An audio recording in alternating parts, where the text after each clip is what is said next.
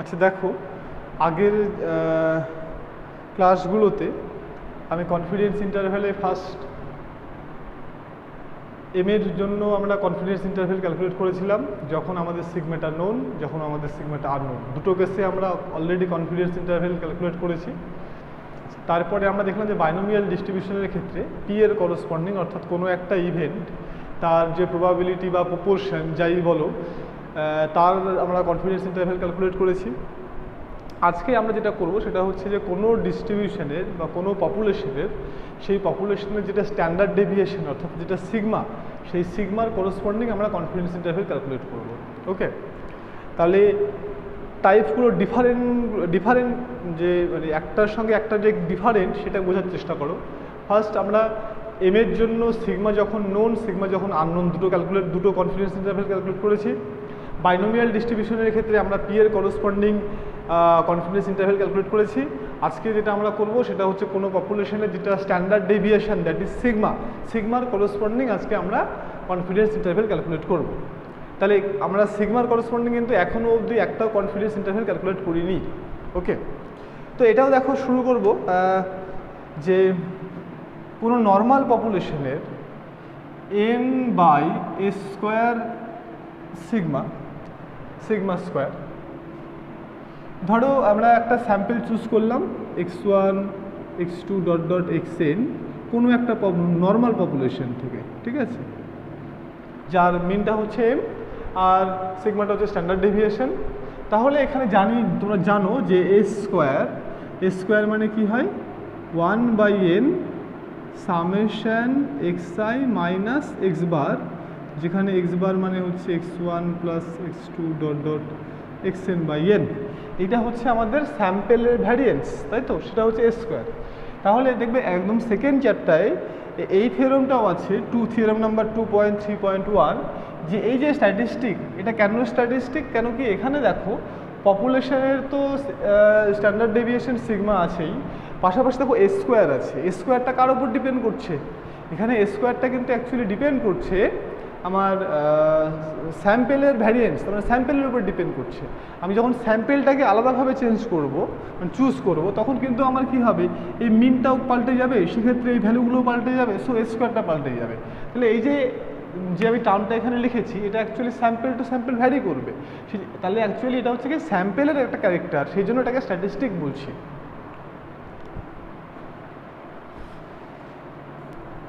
তো এই স্যাম্পেলের ক্যারেক্টার যেটা স্ট্যাটিস্টিক্স, এইটা অ্যাকচুয়ালি কোন ডিস্ট্রিবিউশন ফলো করে?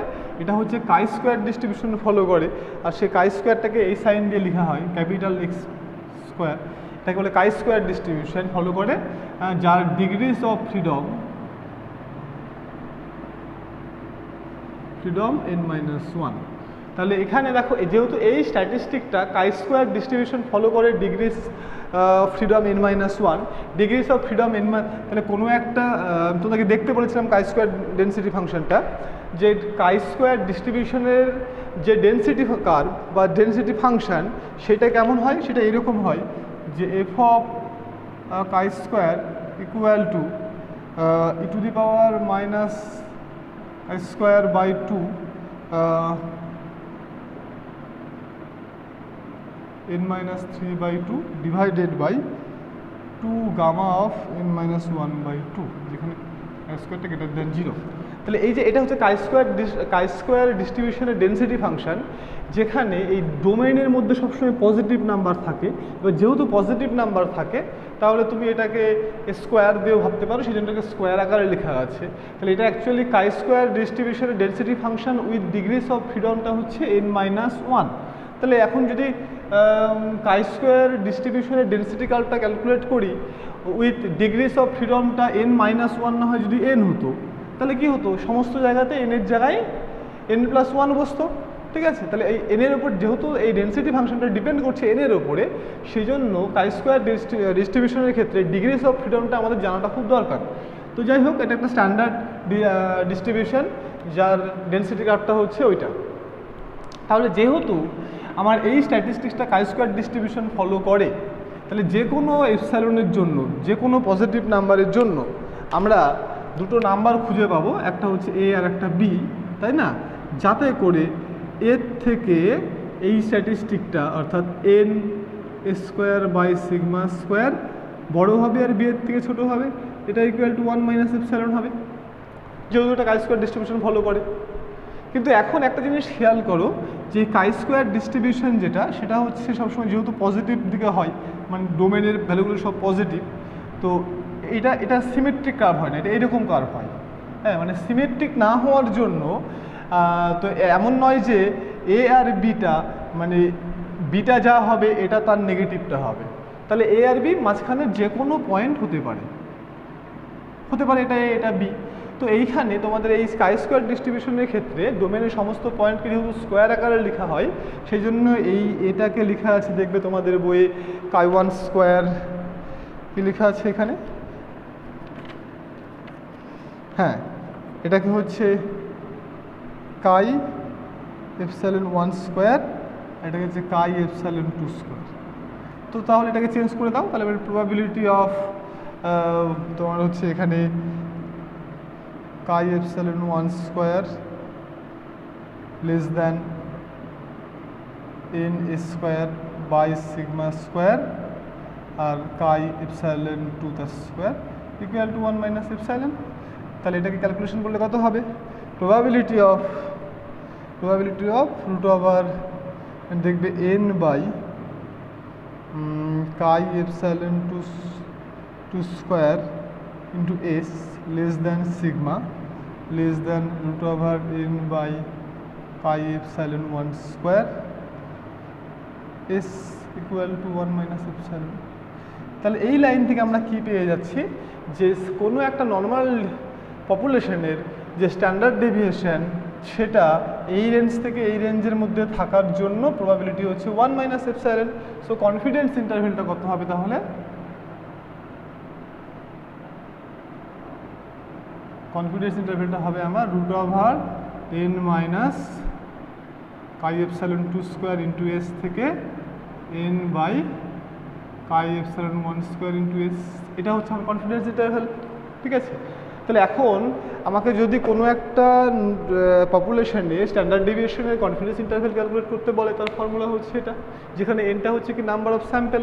ঠিক আছে, নাম্বার অফ স্যাম্পল যা হয় ডিগ্রিস অফ ফ্রিডমটা তার থেকে 1 কম হয়, n-1 ডিগ্রিস অফ ফ্রিডমের জন্য নাম্বার অফ স্যাম্পল হচ্ছে আমার এখানে n।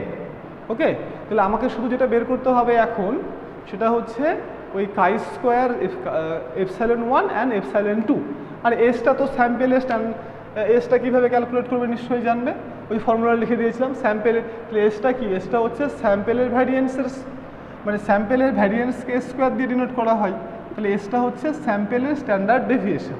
ওকে, তাহলে সেটা ক্যালকুলেট করে নেবে, প্রথমে স্কোয়ার ক্যালকুলেট করে নেবে, তারপরে সেখান থেকে এসটাকে বের করে নেবে। আচ্ছা, তাহলে এখন যেটা দাঁড়ালো সেটা হচ্ছে কি, আমাকে এই কাই এপসাইলন 1 স্কোয়ার আর কাই এপসাইলন 2 স্কোয়ারটা আমাকে ক্যালকুলেট করতে হবে। তো এখানে দেখো আমরা যেটা লিখেছিলাম সেটা হচ্ছে যে এটা কত ছিল, এটাই ছিল অ্যাকচুয়ালি কাই এপসাইলন 1 স্কোয়ার, এটা ছিল কাই এপসাইলন 2 স্কোয়ার। তাহলে এই স্ট্যাটিস্টিকটা কাই এপসাইলন 1 থেকে কাই এপসাইলন 2 স্কোয়ারের মধ্যে থাকার প্রবাবিলিটি হচ্ছে 1 মাইনাস এপসাইলন। তার মানে এইটুকু জায়গার মধ্যে থাকার যে এরিয়া, মানে এই এরিয়াটা হচ্ছে আমার কাছে 1 মাইনাস এপসাইলন, কারণ এটা মানে তোমরা তাই জানি, তাই না, যে ইন্টিগ্রেশন এটা টু এটা, তার মানে কি এখান থেকে এইটুকুর মধ্যে অ্যাকচুয়ালি এরিয়া সেটাই হচ্ছে 1 মাইনাস এপসাইলন। তাহলে এখান থেকে বুঝতে পারছো যে যেহেতু এখানে আছে এইটুকুটার এরিয়াটা হচ্ছে 1 মাইনাস এপসাইলন, তাহলে বাইরে আছে কতটা বলো, এই দুই দিকে আছে মানে এর বাইরে, অর্থাৎ এই দিকটা আর এই দিকটা মিলে আছে এপসাইলন, তাহলে তো যোগ করলে 1 হবে। কিন্তু এখন কোন দিকটায় কত আছে আমি কি করে বুঝবো, কেন কি এটা তো সিমেট্রিক নয় যে এদিকে এদিকে সেম থাকবে, আমরা শুধু বুঝতে পারছি যে এই এরিয়াটার বাইরে আছে এপসাইলন। তাহলে যদি দুদিকে সমান থাকতো তাহলে বলতাম এপসাইলন বাই 2 এদিকে আছে, এপসাইলন বাই 2 এদিকে আছে, কিন্তু সেটা তো বলা যাচ্ছে না। তাহলে কীভাবে ক্যালকুলেট করবো বলো? তাহলে ফার্স্ট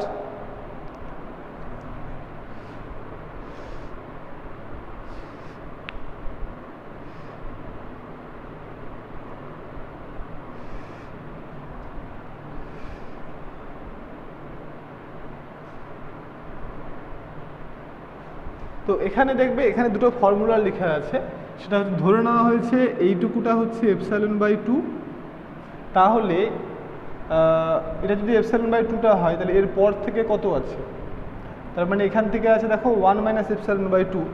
এখানে যেটা মনে রাখবে সেটা হচ্ছে যে এই কাই ওয়ান স্কোয়ারটা কোন ফর্মুলা থেকে আসবে, এটা এই ফর্মুলা থেকে আসবে যে probability of chi square greater than chi ε1 square, এটা ইকুয়াল টু 1 - ε/2, আর probability of chi square greater than chi ε2 square, এটা ইকুয়াল টু ε/2। সো এই দুটো ফর্মুলা থেকে তোমার হচ্ছে কাই ε1 স্কোয়ার আর কাই ε2 স্কোয়ারটা এই দুটো ফর্মুলা থেকে বের করতে হবে।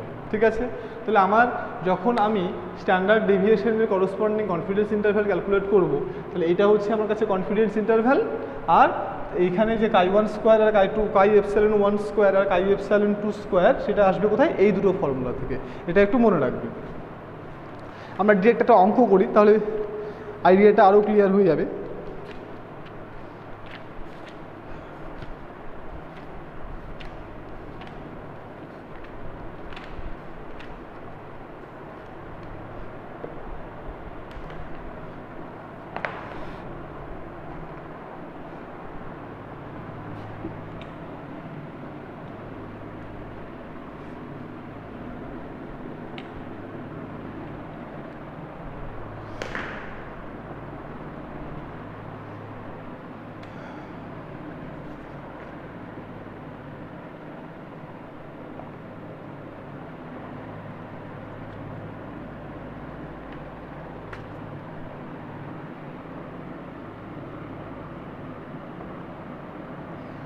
The calories obtained sample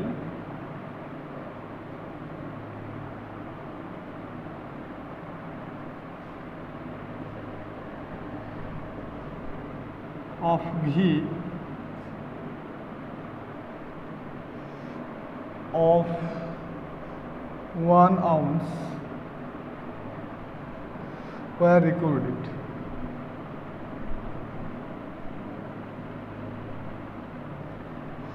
From large collection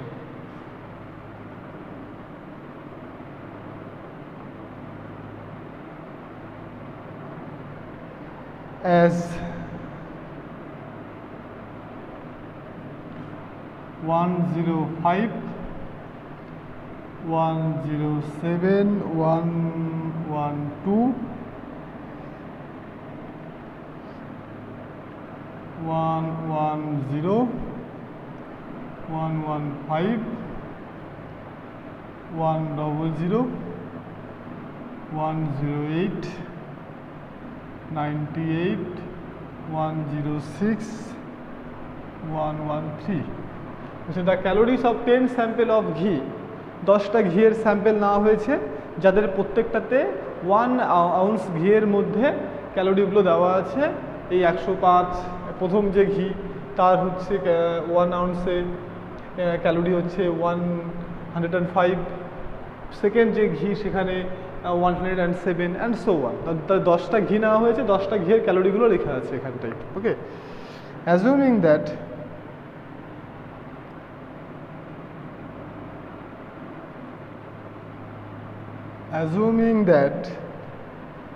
the calories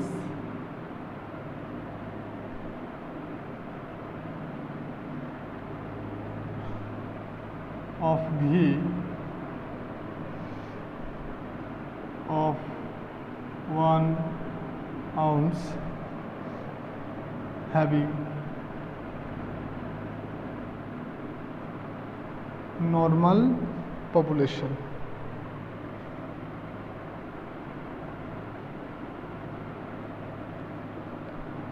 find the 98% confidence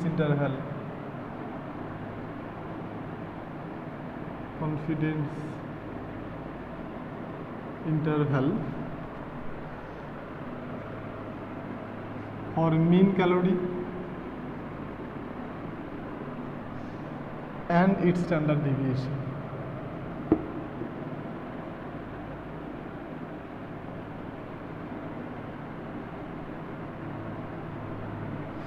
এই হচ্ছে প্রবলেম। তাহলে 10টা ঘি তাদের ক্যালোরি স্যাম্পেলগুলো দেওয়া আছে, ঠিক আছে? ওকে, আচ্ছা, এবার এই ঘিগুলো যে পপুলেশন থেকে নেওয়া হয়েছে তাকে নর্মাল পপুলেশন ধরে নেওয়া হয়েছে, এটা আমাদের লাগবেই, কেন কি আমরা কনফিডেন্স ইন্টারভ্যালের থিওরিতে যা পড়েছি সব ক্ষেত্রেই পপুলেশন, বেশিরভাগ ক্ষেত্রেই আমরা পপুলেশনটাকে নর্মাল ধরে নিয়েছি, আদারওয়াইজ বাইনোমিয়ালের ক্ষেত্রে আমরা কালকে অঙ্কগুলো করেছি। তো এটা হচ্ছে নর্মাল পপুলেশনের, ঠিক আছে? আমাকে 98% কনফিডেন্স ইন্টারভ্যাল ক্যালকুলেট করতে হবে মিনের করসপন্ডিং আর স্ট্যান্ডার্ড ডেভিয়েশন করসপন্ডিং। এখন খেয়াল করে এখানে মিনের করসপন্ডিং যখন আমি 98% কনফিডেন্স ইন্টারভ্যাল ক্যালকুলেট করব, সেক্ষেত্রে আমি কোন ফর্মুলাটা অ্যাপ্লাই করব? একটা হচ্ছে আমাদের সিগমাটা যখন নোন, একটা সিগমাটা আমাদের আননোন, অর্থাৎ একটা ইউ দিয়ে ধরেছিলাম, একটা টি দিয়ে ধরেছিলাম, মনে করে দেখো। তাহলে এখানে কোন ফর্মুলাটা ইউজ হবে? যেহেতু এখানে পপুলেশনের স্ট্যান্ডার্ড ডেভিয়েশনটা আমাদের কাছে আননোন, আমাদেরকে স্যাম্পেল দেওয়া আছে, তার মানে স্যাম্পেল দেওয়া আছে মানে কি আমি স্যাম্পেল থেকে এসটাকে ক্যালকুলেট করতে পারবো। তাহলে এখানে কিন্তু আমি মিনের যখন কনফিডেন্স ইন্টারভ্যাল ক্যালকুলেট করব, তাহলে আমি টি ডিস্ট্রিবিউশন দিয়ে কিন্তু কাজটা করব, ঠিক আছে?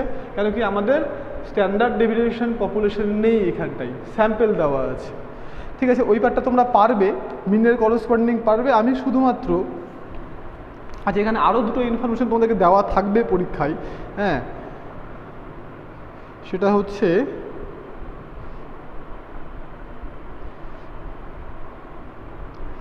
probability of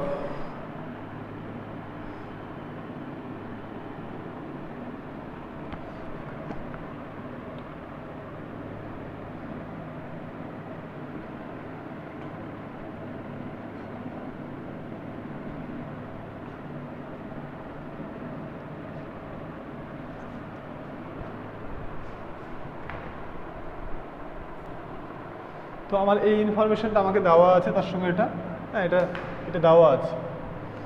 তাহলে আমি direct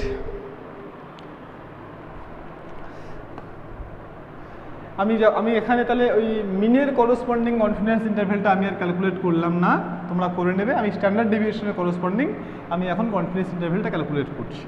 okay, we no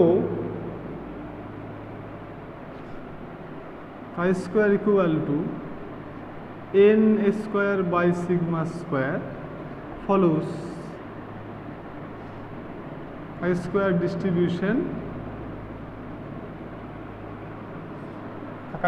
distribution of n minus 1, এখানে দেখো কটা স্যাম্পল দেওয়া আছে, 10টা, তার মানে n minus 1 করলে 9 হবে, তাহলে 9 degrees of freedom,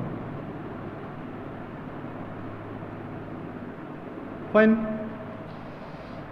তাহলে there exist chi epsilon square and chi epsilon 2 square such that probability of chi epsilon square less than n square by sigma square less than chi epsilon 2 square equal to 1 minus epsilon, তাই তো?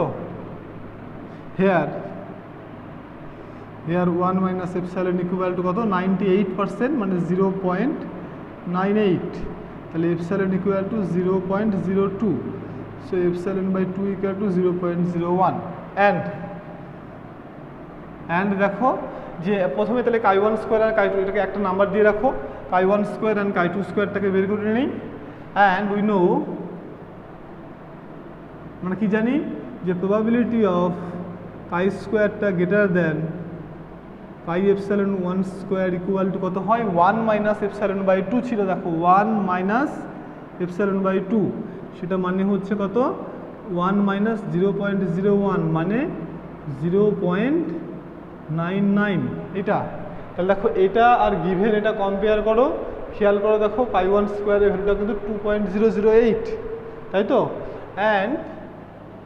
and probability of chi square greater than chi epsilon 2 square equal to epsilon by 2 মানে 0.01, তাহলে এটা আর সেকেন্ডটা compare করো, দেখো chi2 square কিন্তু 21.66, তাই তো? তাহলে কম্পেয়ারিং দিস,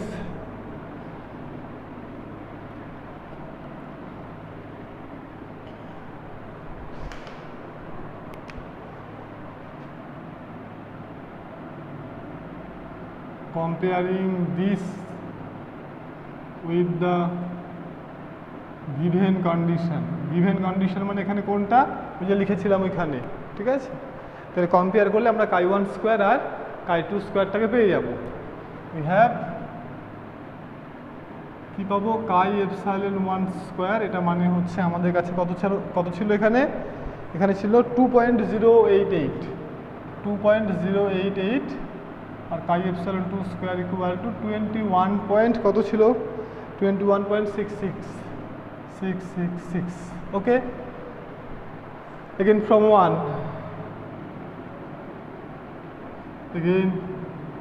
1 এক নাম্বার থেকে আমরা কি বলতে পারি, প্রবাবিলিটি অফ, তখন ক্যালকুলেশন করে দেখলাম n by chi epsilon 2 square into s less than sigma less than root over n by chi epsilon 1 square s equal to ওইটা মানে 0.98।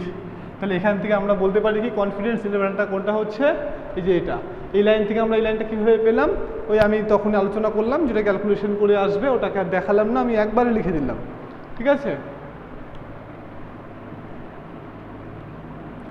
তাহলে therefore the 98% confidence interval for sigma is given by root over n by এটা into s comma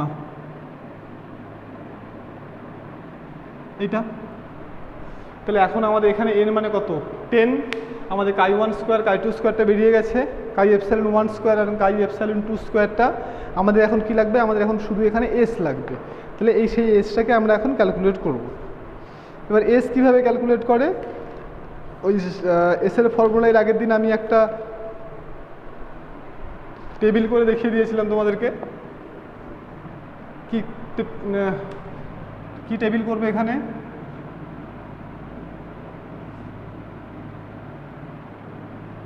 এখানে সব এক্সগুলোকে লিখবে আর এখানে এক্সআইগুলোকে লিখবে আর এখানে সব এক্সআই স্কোয়ারগুলোকে লিখবে, ঠিক আছে।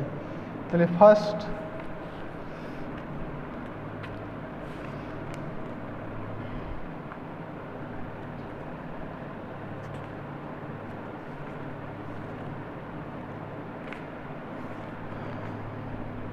তাহলে এখানে ফার্স্ট যেটা এক্সআই ছিল সেটা হচ্ছে 105 107 অ্যান্ড সো 1 করে 1113। তাহলে এখানে স্কোয়ারগুলোকে লিখবে, যা হবে তাই হবে, ঠিক আছে। এখানে টোটালটা করে নেবে এখানটাই। এখন আমি ক্যালকুলেশন করতে পারছি না, ঠিক আছে, এখানে টোটাল, তার মানে এখানে যেটা থাকবে সেটা অ্যাকচুয়ালি কিন্তু হবে কত সামেশন এক্সআই, আর এখানে যেটা থাকবে সেটা হবে অ্যাকচুয়ালি সামেশন এক্সআই স্কোয়ার, আমি আগের দিন দেখিয়েছিলাম, তাই তো। তাহলে অতএব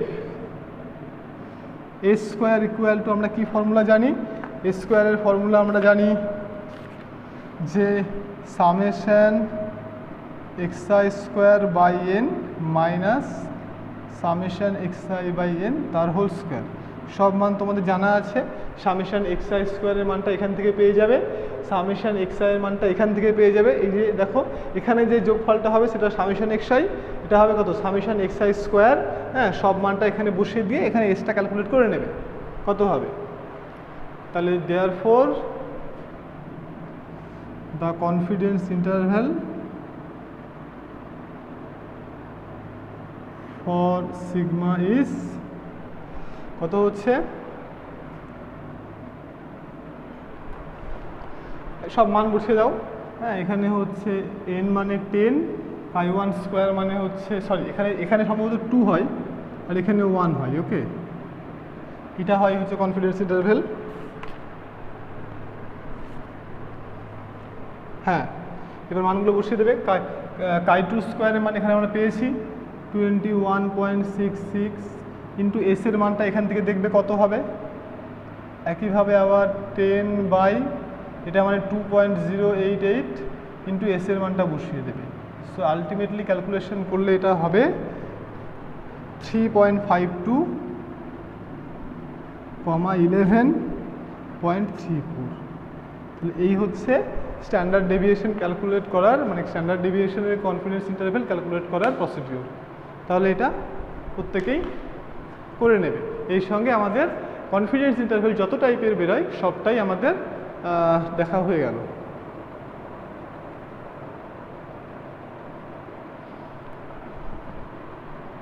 ঠিক আছে।